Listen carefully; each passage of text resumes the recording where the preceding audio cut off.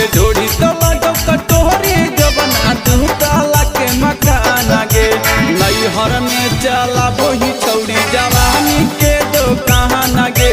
नैहर में चला वही छौड़ी जवानी के दुकान गे ढोड़ी तला दो कटोरी जबना दू ताला के मकान गे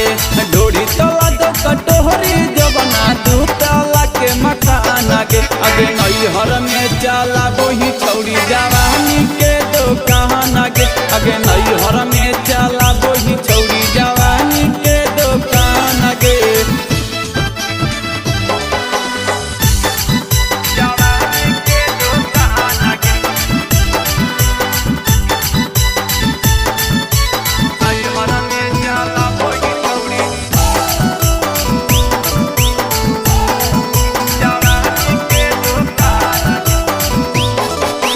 सैया वाला चीजवा छौरी करो ही तोई दाना गे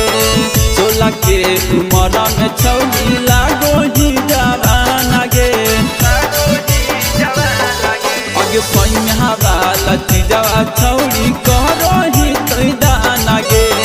16 के उम्र में छौरी लागो ही जवाना गे जवानी के गरमी झारो ही छौरी गाँव घर में ही बगाना मागे जवानी के गरमी झारो ही छौरी गाँव घर में ही बगाना मागे आगे नैहर में चला वही छौरी जवानी के दुकान गे आगे नैहर में चला वही छौरी जवानी के दुकान गे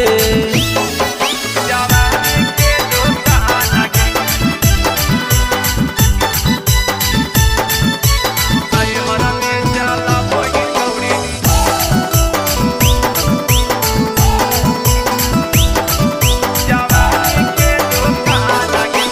रोहित रौशन ब्रिज नंदन को पहली नई पीछा जगे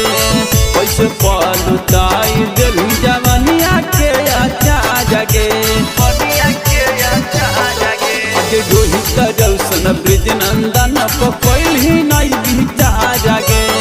कैसे पलुताई दिल जवनिया के अच्छा जगे जवानी के गरमी झारो ही छौरी गाँव घर में ही बगाना मागे जवानी के गरमी झारो ही छौरी गाँव घर में ही बगाना मागे आगे नैहर में चला वही छौरी जवानी के दुकान गे आगे नैहर में चला